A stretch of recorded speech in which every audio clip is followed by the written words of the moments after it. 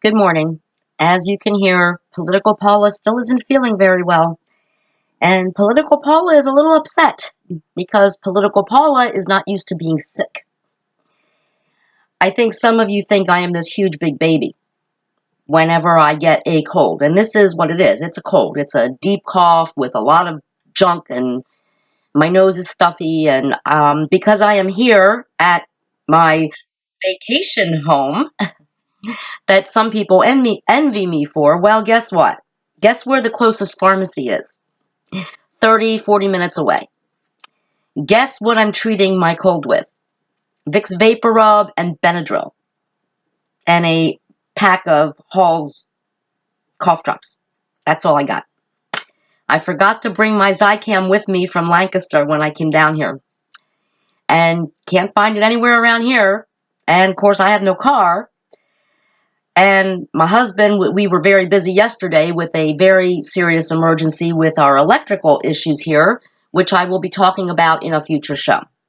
So that is why I'm a little not sounding right. I don't feel well. I'm in a very bad mood to begin with. And then I woke up this morning to more anger. And we're going to get to that. That's what today's show is about. But yeah, I am not feeling well. And I will tell you that I know how I got sick and I know why I got sick. Because I don't get sick. This is my first cold in 4 years. And I usually get sick when I'm here at the Bay. And the reason I get sick here is 3 reasons. I'm around a lot of people, and they have colds or coughs or issues, and we huggy and we touch each other, we, shake hands, whatever. And then I was at a bonfire on Saturday, and it was very cold and very windy, and I was probably not appropriately dressed. Now, they say the cold doesn't make you sick. But if you have a cold virus in you, being out in the freezing cold will certainly make it come to fruition. So the day after the bonfire, I woke up and I knew it was going to be a bad week. So this is what it is. But, and even as bad as yesterday was, with our worst fears being realized, that our trailer had been wired improperly outside. That indoor wiring was used outside. And we've been here 11 years, and we did not know this. And there are a lot of things to be very thankful for. Even though it was a huge inconvenience, it took pulling teeth to get an electrician in this area to come and fix it in a timely manner. And I will be thanking the company that did come within a couple hours and get it done. But I will be talking about that later. I sort of alluded to it on a post I wrote yesterday, but my family is very lucky to be alive. And I say that, I am not exaggerating. That wiring shorted out yesterday. And if we hadn't known, well, it could have definitely caused a fire. When you think of fire, most of them are caused by electrical issues. And it's usually stupid, bad electric. And we had no idea that our outdoor electric was so dangerous. We didn't know that. We trusted the people who sold us this trailer. We were very wrong to do that. So we're going to talk about that in another show because my family is safe. Thank God. And I have a cold and I'm pretty freaking miserable, but I am going to be better. In fact, I'm better today than I was yesterday. I can actually breathe through both sides of my nose today. My husband is going to be bringing me cold medicine down, which if I still have this at the end of the week, I will be able to medicate. I'm going to get well. There are some teenagers and very young children in Manchester, England, who are never going to be suffering from a cold again. They will never enjoy their summer. They will never get to the next grade in school. And the reason is because they went to a concert. They went to an Ariana Grande concert in Manchester, England. And a religious zealot, a religious Islamic fanatic, not a peaceful Islam practicing Muslim, a religious nutcase, as President Trump said, and I agree with him, a loser. I agree with Trump on this. A cowardly loser blew himself up And it was so easy to do it. He just stood right outside the concert. He didn't have to go through security. All the parents were there waiting for their children to come out of the concert, and he just blew himself up. He killed 22 people, and I just learned on the news one of the victims is an 8-year-old little girl. All she did was go to a concert to see her idol, Ariana Grande. And make no mistake about this. While this terror attack may have taken some planning, I think that the fact that they chose Ariana Grande is not coincidental. Because let's think about Ariana Grande. She represents everything that Islamic extremists and some other religious extremists hate. She's sexy. She's smart. She sings and dances and gyrates, and she wears sexy outfits and bunny ears. And the young girls at that concert emulate her. They like to dress like her. They wear the big ponytail and the bunny ears, and they shake their booty like she does. And the religious fanatics, and it's not just Islam, by the way, who doesn't like this type of stuff. I mean, look at the Duggars. They are Christians, and their children aren't allowed to dance. They don't dance. They're not allowed to listen to Ariana Grande or wear cute little outfits. So I refuse to go to war with all Muslims in the world over this incident. Some people will berate me for that. Some people will say you don't get it. But it's just like when a Christian fanatic blows up an abortion clinic, a Planned Parenthood, or shoots up a Planned Parenthood, or murders a doctor who works at an abortion clinic while he's coming out of church.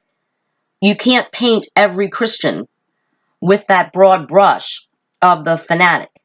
You cannot paint a few Christians who scream out that gays are all going to hell and they should go back into their closets and not have any rights. You can't paint all Christians with that brush. And I refuse to allow these ISIS-influenced losers, I like that word, losers, who are so cowardly they can't even commit a crime and then stand trial for it. They're going to kill themselves along with everybody else.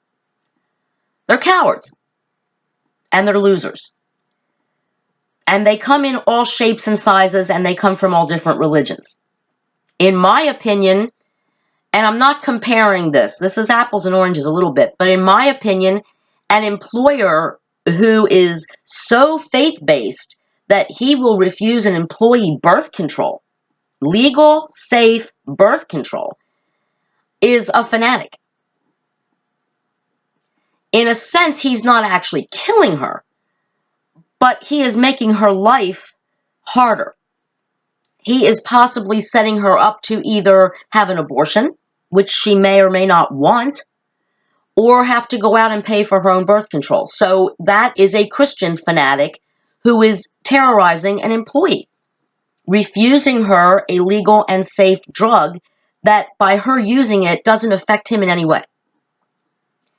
Just like a bunch of young little girls who are not Muslim, going to a rock concert don't hurt people who practice Islam in this strict and way that isn't written in the Quran. Nobody in that stadium did anything to harm the monster, the loser that attacked them. But he did it. And now all these people, these innocent, beautiful people, are dead simply for going to a concert. And that brings me to my next point. If I have to hear one more time that you cannot change your way of life because the terrorists win, I will say it again. The terrorists win when they kill me.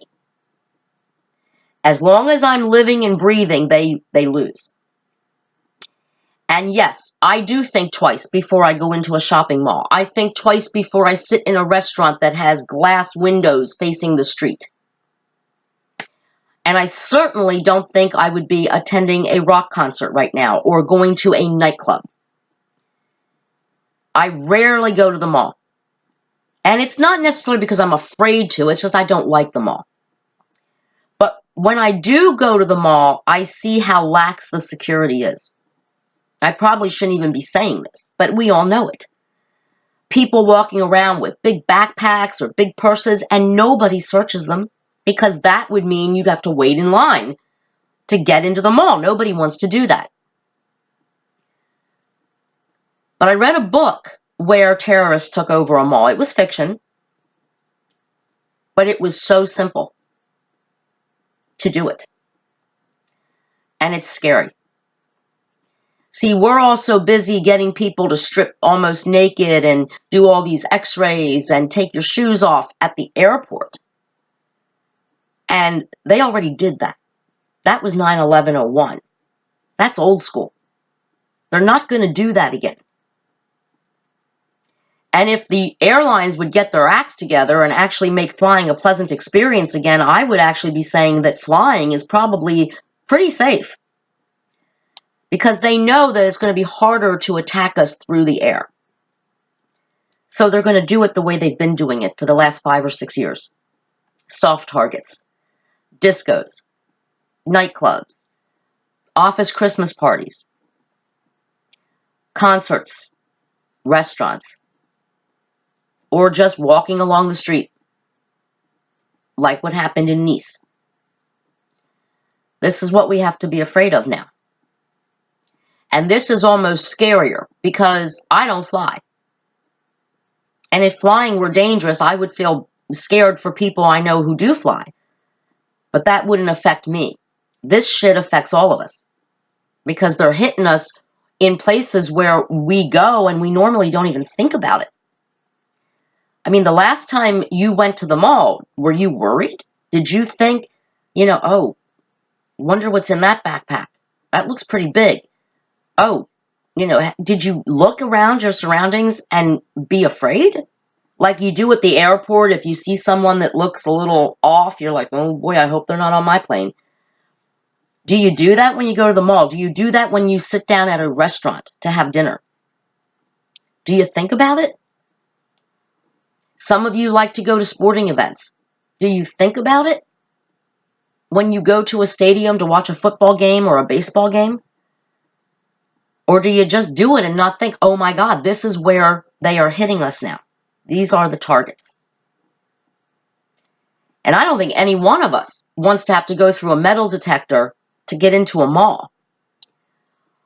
But I also know that none of us wants to lose a loved one or lose our lives simply because we went to buy a prom dress or a pair of shoes. That would make me angry. So I don't know what the answers are, folks. I really don't. I know that I think for the rest, at least my lifetime, we will always have terrorists. As long as we have religious zealots of all different religions who believe that everyone in the world should practice their religion. And this is where it all comes from, and I promise you this is the fact. Excuse me. If there was no religion, there would be none of this. All of these attacks, and this goes back decades, centuries. Most wars start with a religious conflict of some sort. And it's always one religion trying to force itself on people who don't agree with that religion. And what is so terrifying to me is that even in America, where we are supposed to have freedom of, and in my opinion, freedom from religion, we don't. We still have politicians who quote their Bible, who quote their pastors, who want to make laws that are based on the Christian religion, who believe we are a Christian nation instead of simply a nation under God. Any God. All God. All gods. The Jewish God, the Muslim God, the Buddhist God, the Wiccan goddesses, and, of course, the God of money, which many people worship. But we are not one nation under Jesus Christ. We are not one nation under Allah. And we never will be. But it does put targets on our back. And some of the targets on backs of people like myself who refuse to endorse any one religion, if you will. I say I am a spiritual person. I do tend toward some Christian beliefs. I do believe in Jesus Christ. But I don't call myself a Christian, a practicing Christian. And people like me have targets on our back. And it might not be a target aimed at with a gun or a bomb, but it is definitely a target of people who want to change my lifestyle and force me to change my lifestyle to comply with their ideology of their religion. They want me to, if God forbid I had gotten pregnant and didn't want to be, they want me to follow their religious values and refuse to have an abortion. If I get raped, they want me to birth my rapist's child. Some would be upset with me because for 27 years I used birth control religiously. That was my religion, birth control. So that I wouldn't have to make that hard decision to get an abortion. But I would have done it because I didn't want to be pregnant. And I didn't want to be a mother to a human. I would have done it. And I would have done it because it's legal. And because that's how I roll. Pregnancy would have fucked up my life. And I didn't want my life fucked up. And as an American woman, that is my right. To not have my life fucked up. Especially by a rapist. Or a doctor who refuses to provide, or an employer who refuses to provide birth control, or a doctor who refuses to permanently sterilize me when I begged for it for 27 years. I always say, this is my motto, you fuck with me, I fuck back. So I refuse to live by anybody else's religious beliefs. I refuse to have anyone tell me that I must live by their rules, by their church, by what their pastor says, or their priest says, or whoever. I don't live like that. I live my life looking in my mirror and liking what I see. If I don't like what I see, I make a change. If I like what I see, I stand strong. And I stand strong on this topic. I do not disparage anyone who is faithful, who goes to church, who believes wholeheartedly in the religion they practice. Just do not force it on me. And do not raise your children to grow up to be haters of anybody who doesn't practice your religion. That's a problem. Our differences are what makes us amazing. Our differences make us special in our own right. And this is what Islamic fanatics, Jewish fanatics, Christian fanatics, they try to take away from us. They want us all to be like them. They want to take away the beautiful difference that makes us special. And I won't allow that. Certainly not in my life. For me. Nobody puts Political Paula in a corner. And nobody tells Political Paula how to live. That's my choice. I dance to my own drummer. I always have. Even as a child. Got me into a lot of trouble. Being different when I was a child was a bad thing. Now it's awesome. It's awesome.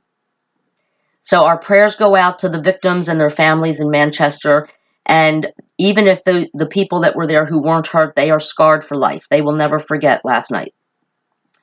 So to my British friends out there, we here in the United States are with you. We stand with you. We are praying for you. We are thinking of you.